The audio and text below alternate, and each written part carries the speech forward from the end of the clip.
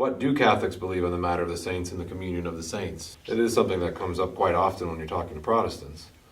So what is the Catholic belief in the matter of the saints, the communion of the saints? Maybe a little explanation for anyone who has to answer Well, that. in the Creed, we talk about the communion of saints. Right. I should say in the Creeds, because it's more than one expression of the faith, but they all mention the communion of saints. If you look at the epistles of St. Paul, you'll find that time after time he's addressing his epistles to the saints who are in Corinth, to the saints who are in Galatia, to the saints who are in Thessalonica, and so on. And he means the holy souls there. Okay, they haven't died, but they are in the state of God's grace, and so they are holy and pleasing to God, and he calls them holy ones. That's what saints means. Of course, when we as Catholics refer to saints, we refer to those who have already died, been judged, been found by the grace of God, have been found faithful to him, and he himself has pronounced them saved. So St. Paul, in writing to the saints in the various communities that he has established, the various churches that he established, he was not referring to them as though they were, quote-unquote, saved. He himself makes that very clear, because he said that having believed, he himself could become a castaway. Having preached the faith, he himself could become a castaway if he's not faithful. So he not only has to believe, he not only has to preach to others, but he has to also live the faith and be faithful in the way he lives his life. This is contrary to those who have that very deceitful siren song that we are saved by faith alone, regardless of what we do. But when we as Catholics talk about saints, we talk about those who are in heaven with God right now.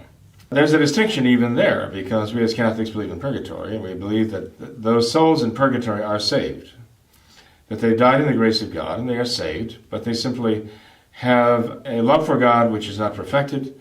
They have also left behind damage in this world. Temporal punishment is due for the damage that their sins have done in the world. And so we're not talking about them. We don't usually refer to them as saints. We refer to those who have the beatific vision of God right now. That's the strict sense, okay? Even referring to St. Michael the Archangel and St. Gabriel the Archangel and St. Raphael the Archangel, we refer to them as saints in a broader sense. Strictly, we're talking about human souls that have died, been judged by Christ, and declared saved, and are now in the beatific vision of God in heaven. That's the strictest meaning of the term, okay?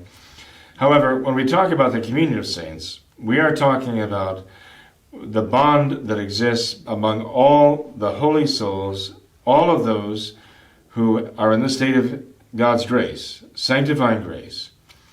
We're talking about those souls on earth who are even now in the state of sanctifying grace and have the divine life of God within the soul, in that seed in the soul of sanctifying grace.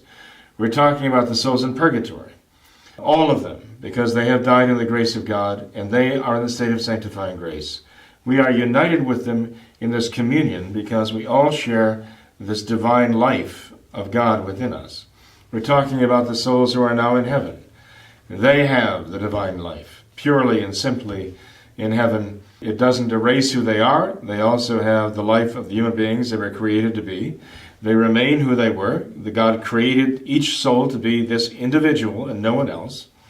And yet they have this divine life of God in the soul, which unites them to God in this most spectacular way we know as the Lumen Gloria, the light of glory in the beatific vision. We say, even in the communion of saints, we're going to have the spirits of the angels. All of those spirits whom God has created in his image, because the angels also have the image of God within them by nature, more perfectly than we do. But also, insofar as the angels have the divine life of God's grace, sanctifying grace within them, they also belong to the communion of saints.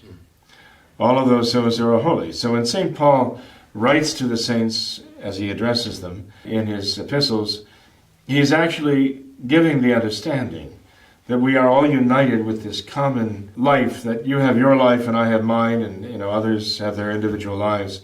But one thing we all have in common, and therefore it is a communion, is that divine life which unites us all so powerfully. Excluded from that communion of saints are those who don't have the divine life, who do not have sanctifying grace.